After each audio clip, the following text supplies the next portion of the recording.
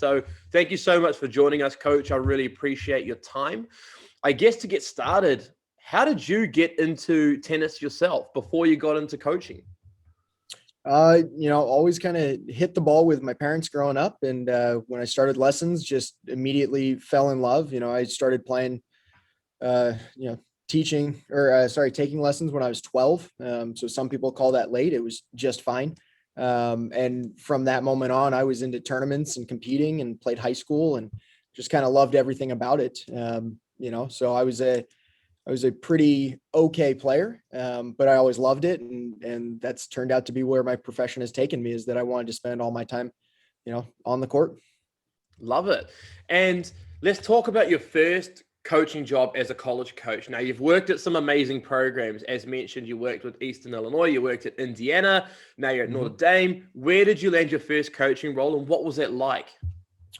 So my first foray into coaching was actually just in club tennis. When I was in college, I started working for my old coach in Nice. Bloomington, Indiana, when I went to IU, and it was a great experience. He taught me how to teach and everything. That I am today is a lot because of him. But I've started in the club, private lessons, ladies drills, leagues, everything. And then Love it. actually coached high school tennis for 5 years at my old high school and coached high school girls. And beginning of the second season, I realized, man, I love the team aspect of things, and I want to do this full time. And so that's where I kind of decided that I wanted to get into college coaching. And I got an opportunity to be the volunteer coach at Indiana, which for a kid from Bloomington, Indiana, who went to IU, it was a dream situation to start off, and had a year with Coach Wertzman and Coach Murray, and then got to move on to Eastern. So it's been a while now that I've been coaching, and I've kind of hit all the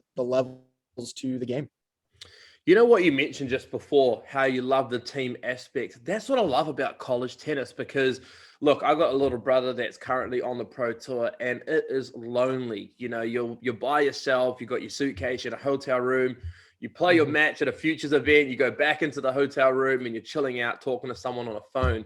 In college tennis, it's a bit different, isn't it? You've got your coach on court with you, you've got a good group of guys with you pushing each other every day.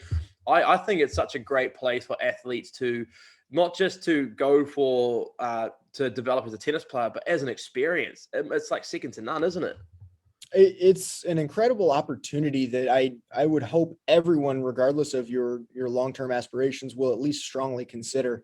The team aspect is certainly fun and important and everything, but I think the opportunity to play in a team and develop is something that we tell our guys all the time. Those are life skills you're going to need. Being on a team is something you have for your resume. And, we certainly have a bunch of guys with pro aspirations. And when they're done with Notre Dame, they're going to leave with a degree in hand. They're going to have all the experiences with their teammates. And it's not going to hurt their tennis level. I mean, if you come to college tennis and you're playing at a high level college tennis is challenger level professionals. I mean, we've got guys, you see it not only with our program, but all around, who are, spending fall or summer playing pro events. And then they still get to come back in the spring. They get the training with their coaches, with their teams. And, not to be overlooked is the fact that, the training and the travel and the food, it's covered by the school. So, if you have the ability to go out and play pro events, that's amazing, but you can kind of get a full, at least year or two, if not more, of training at the level you need. That's going to be compensated for you in terms of not having the out-of-pocket costs of flights and everything, which is amazing. The amount of college athletes that are currently playing the pro circuit right now within their 4 years is incredible. My little brother right now is in North Africa playing some future events. And he just said, I think about 7 or 8 college athletes have been there in the space of 3 weeks, because you know how they have those tournaments week in, week out. One of the boys was from Wake Forest. Another one was from USC. And it's just great to see so many athletes getting that opportunity. And I asked my little brother, I said, what's the level like? He said, they're good. They're very good. They're going deep in the draw. So it's great to see what college tennis is doing for a lot of athletes. And, we've got a good friend in New Zealand, Finn Reynolds, currently at Ole Miss. And he won the runners up in the Junior Australian Open doubles. And now he's playing top end college tennis, obviously number one in dubs in the nation, which is great. And I know, when he hits that pro tour, he's got a degree in his back pocket. It's pretty nice to have, isn't it? It's nice to have. It's also just super important to have. I mean, life as a professional Exactly. tennis player hopefully ends many years after you're done, but you're going to need something to fall back on. And the thing about it is everyone's going to go through growing pains, right? So your brother's out there doing it, and he's going to go through growing pains. And I might make the argument to someone, hey, why not go through those early growing pains when you've got, a team and a system and teammates behind you to kind of go through it with you. Because again, college tennis does not preclude you from playing, futures and challenger events if that's where you're at. You see that a lot. And I think having a good support system and a team to go back to is probably going to help most people who maybe aren't quite ready to do it solely on their own. Absolutely. And, regardless of the divisions, college tennis provides such a great opportunity. I mean, we had in New Zealand, I believe it's a 250 ATP event, the ASB Classic, which is the lead into the Australian Open in January. And one of the boys that got a wild card from New Zealand into that tournament was Kieran Palpanu, who was the Division II college player from Columbus State. Played Division II college tennis, and I think he played Pospill from Canada and went 4-3 against him. Like that's good. The guy's won doubles Grand Slams. Sure. It's all about what you make of it, right? Look at Eric Buderak, who, he started at a Division I school in Ball State, and he ended up finishing at Gustavus Adolphus. And for him, that was the better move. And, he's obviously had an incredible pro career, and he's got his life in tennis. And, it's not as much about the divisions as people want to make it. Everyone's got to find their own path. And, there's certainly something to be said about the depth of Division I tennis. But those who work hard and do what they're supposed to do are going to give themselves the best opportunities. For sure. So let's now focus our attention to Notre Dame, top 25 ranked academically in the country, recognized worldwide for its extreme academics. How was it like moving there, and what's it like there for someone that has never been on campus? It is a unique and certainly special place. And I would actually throw myself in that boat that before, when I was at Eastern, I started working camps here. But before I had reached out to Coach Satchery about camps, I had no connection to Notre Dame. I had never been on campus. I didn't really know much about it other than, the big brand name. So for me, I've kind of gone through the same experience that a recruit would, which is, nothing and you learn along the way. And what I've come to learn is that this is truly a unique place. The academic brand is strong, and obviously academics are a huge part of coming to Notre Dame. Those students in general who come here and the student athletes who come to play for us obviously really value and have to value the academic piece. You can't be successful if you're kind of half in on it. So that's certainly a part of it. And then the ability to have high level athletics, not only in tennis, but across the board. There's a culture in the athletic program where, we've got the majority of our programs are nationally ranked programs and have postseason success. And so you're a part of that culture across campus in a pretty small campus. You can walk anywhere you need. We're in South Bend, Indiana, and it's a beautiful place and it's kind of close knit. So you have everything you need, if it's the right environment for you. That's brilliant. What facilities do athletes get access to? You mentioned the success across all different sporting codes at your college. What athletic facilities would a student athlete get access to there? Yeah, so from a tennis perspective, we have 14 outdoor courts, 7 and 7 right on the edge of campus here. And right next to that is our indoor facility where I'm sitting right now, where we have 6 indoor courts. And it's a very cool 3-and-3 atmosphere that when we pack the stands with fans, it gets pretty loud in here. So that's right on campus from a tennis perspective. And then, right next to us, we've got the Goog, which is one of our weight facilities and attached to, indoor basketball practice. But, we actually have 3 different weight rooms on campus for student athletes. So it allows our strength coaches to really spread out teams and kind of fit them in where is best. So sometimes we'll lift in the Goog. Sometimes we'll lift over in Compton, which is the hockey arena, which has a weight room in it. Sometimes we're over in the Jack, which is where basketball's games are, volleyball's games are. So we've got 3 different weight rooms, which we can spread out in. We've got access to obviously a great nutrition staff, who, we've got multiple nutritionists on staff who can meet with players individually, say, hey, I would need to do XYZ, or I need help with this. Wow. We've got those resources. Yeah. Obviously every school has athletic training, same sort of thing. We've got a couple different athletic training rooms that you can go to. And certainly being, that academics are really important. I'll throw in that our academic services is a big part of everything as well. We are fortunate that we actually have an advisor for men's and women's tennis. He only works with our two teams, who is a former collegiate tennis player. Wow. Which is a unique thing. But I'd say one of the things about Notre Dame is, aside from just the sheer facilities that we have and that everything is close, we have an incredible support staff, not just coaches on the court, but people who can help however you want. So, if you say, hey, I want to do a little bit better in school, we've got the resources to push you there. And you say, well, I want to do a little bit better in the weight room, we got the resources to push you there. So anything you ask for, we can get you the right person to help. Obviously, both semesters in America, whether it's the fall or the spring, operates a little bit differently. What is a normal day for a student athlete with you guys, like the itinerary throughout the day? So you're right. It depends a lot on the season. Fall is certainly much more kind of individual based in terms of what our competition looks like. And certainly every year we're bringing in new players. We got 6 new guys coming to us for this fall, Wow. which is really exciting. Yeah. It's a lot of new guys to add to the team. So, we'll be getting to know those guys, bringing them in with those who are returning.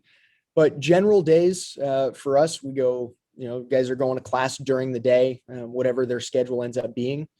Tend to practice after that as a team.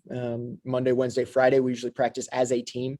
On Tuesday, Thursday, we tend to split it up. We'll go 2 different groups, try and get a little more individual work done, which is great because we've got, including myself, 3 full-time coaches who are there at every practice. So on those split practice days, there's 1 coach per 2 guys, which is pretty unique. That's awesome. That's so good. It's a great aspect for us to have.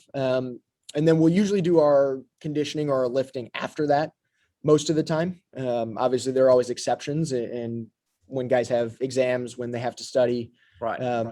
Maybe they do something individually in the morning, and we work with them in that. And then when it comes to the competitions on the weekend, it just kind of depends on what are we gearing up for. One of the things we try and do is make it very individual, that we're not taking the entire team to the same tournament on the weekends, because not everyone needs the same thing.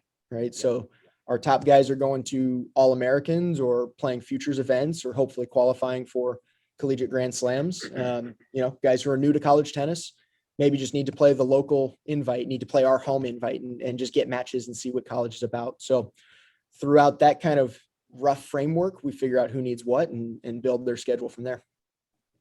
Brilliant. I know a lot of parents as well would love the fact that there's a lot of support there, because university can be super overwhelming just as a student, but being a student athlete and having that pressure to perform, but knowing that there's a big team there to support them, that's definitely a great thing to have.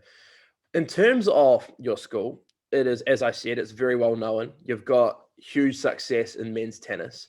You must get a lot of emails coming through asking about, hey, coach, I want to be part of your program. How many emails would you get a day or a week? I wouldn't even know where to begin. You're right. It's a lot between people who reach out to Coach Satch or Coach Wilson or myself. There are certainly people all over and recruiters alike who are saying, hey, we've got this kid you should look at. There are certainly a lot of emails that come through, and we do our best. We certainly look at every single one of them and do our best to respond as best we can with the appropriate information. What would be things that you don't like when you're presented information on a recruit? Whether is it things like, oh, coach, my UTR is a 10, but I promise you I'm a 12.5. Like, what kind of stuff do they say?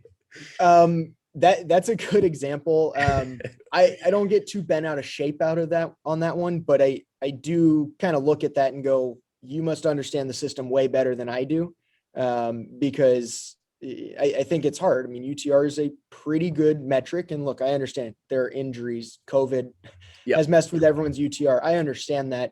I agree. It probably isn't a great look to come in and say, hey, I'm a 10-2, but I really play like an 11-5.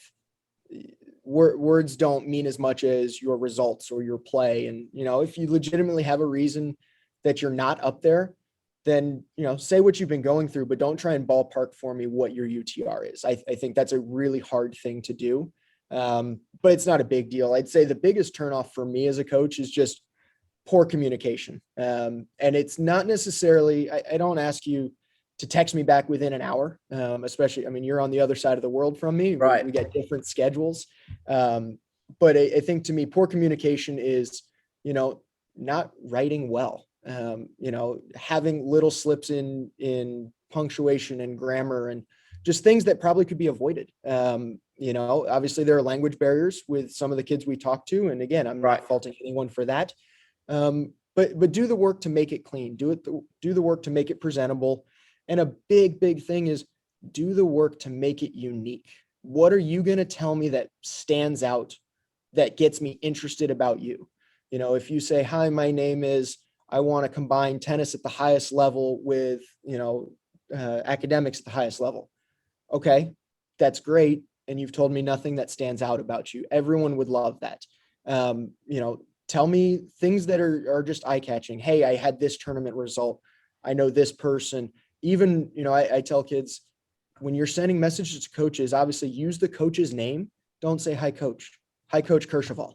Just that little bit shows me you've at least done a base level of work. And you're not just sending me the same form email over and over. The template. The template. And look, there's some of that, right? The information you're going to send is great, but, use my name, get my school's name right.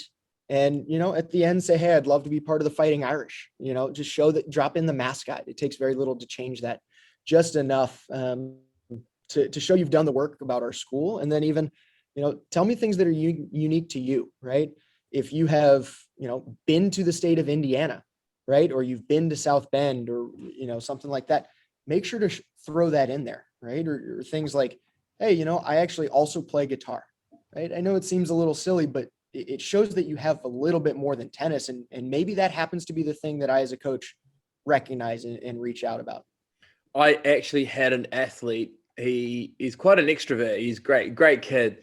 He actually did a magic trick to a coach during a card trick during a chat with the coach. The talk was like an hour and a half, and the coach signed him. He said, I've never experienced anything like that. The kid was great, respectable, called me professionally by my name, like Coach, X, and asked some great questions, came prepared, and did a magic trick because I'm passionate about magic. And we thought it'd be a great fit within our team. How cool is that? That is definitely unique. And if anyone ever shows me a magic trick, that'll certainly be a first. But no, those are exactly the things. And you said something there, Emmerich, that's really important. Come prepared, right? Have a question or two. And, going back to the idea of make sure you've done your research. Don't ask me, how big is the town of South Bend? Because Google will tell you that if you put in a very minimum amount of work. So, I think it's a little tough when a kid, when I say, hey, do you have any questions? They say, no. It's like, okay, that's fine if you truly don't, but there's probably more information you need if we've been talking for 10 minutes. So, come prepared and maybe that first conversation is not the time to ask that question, but at least have some things ready to go, because ultimately you are the one who has to gather all the information. I'll do my best to give you everything you need, but you need to know what you want to find out that's going to help you make the decision about where you need to be going to school. I think that, some good questions to ask would be things like, what sort of playing style do your players have? What kind of patterns do your doubles players want to play? That sort of questions, you get a feel for how the tennis part has been played, because as Coach said, you can Google the size of the school, what degrees they have, their graduation rate. You can Google that stuff. You don't need to ask that, but make sure that you read about the coach, you see what players they have, and you go the extra mile. If you do your due diligence and go the extra mile, you'll definitely stand out from the rest. In terms of playing styles, Coach, you've got quite a few internationals on your team, don't you? We have actually one right now, and we've got another one coming as a freshman this year. And whereabouts are they coming from? So Jean-Marc is going to be a sophomore. He's from Switzerland. And then Yu is going to be a freshman this coming fall from China. Do you have a range of players with different strengths? Like, do you have players that like to come in and close points out at the net and a lot of like strong baseliners? Mm-hmm. You know, we've actually got 13 guys on our team. We have a pretty big roster, Right. and naturally, you know, not all 13 guys are going to play the same. And that's actually something that I know is big with Coach Satchery is, you know, we want to make sure that we are coaching to the individual. We're not trying to put everyone into a cookie cutter mold of, you know, all ground strokes, this type of baseline stuff. There are obviously certain parts of the game that you do need to do similarly, right? There are only so many baseline patterns, but you know, if a guy's got a great backhand down the line, we want to encourage him to use that and change direction more than a guy who maybe doesn't have that stroke and needs to be a little more strong cross court. And, you know, we've got a big guy right now who needs to be a serve and volleyer. So obviously the reps he takes and the way he plays the points are going to be different than a majority of the guys on our team. So we really try and make sure that we identify strengths in players. And because of that, it allows us to recruit anyone, right? Because we know that, hey, if this is going to be their style, okay, we're going to work within this framework. We don't really write someone off because they don't play the way we want them to. We're open to anyone who can get the job done and has the skills to be an elite tennis player. I love that. That's great that you guys are adaptable to so many different players, and that's brilliant. In terms of, had a really important question to ask you, and it's just slipped my mind. What was I going to ask you? Oh, yes. I was going to say, in terms of receiving video from college athletes. Now, there's some athletes that do highlights reels, and you've probably seen your fair share of them. You know, winners down the line, around the net post, the tweeners and stuff. What do you like seeing? Honestly, if you want the simplest thing, record an unedited set and send it out. You know, anyone can look good on a highlight reel. We can cut together something that's going to make me look really, really good. And that's just not how it is. You know, so look, you don't need to show us 10 minutes of dead ball feeding, you know, have a set, a competitive set, you know, don't play your coach who can't move. Don't play someone who's clearly 3 UTR points below you. You know, if you win against someone competitive, great. If you lose against someone and they're good, that's okay too. What coaches want to see are your strengths. And honestly, we want to see where you're weak, right? We want to see what are the errors you make under pressure. You know, how is your movement to your backhand? You know, those are the things that give us a real true sense of your game. So the simplest thing is record a set or a match and then send that out. You know, if you can edit out the dead time in between points, selfishly, we do love that. It makes things go a little faster than having to wait through the 20-25 seconds between points. But, you know, all the videos where you give your highlights and feeding out of the basket and stationary serves and you put your favorite music behind it, it's all well and good, but that's not really what's going to bring us in. Yeah, for sure. Let's say you've interviewed a student, you've looked up their results, and as a staff, you guys are thinking, yes, this is someone we want to offer an NLI to. What kind of background checks do you do before you give those contracts to them?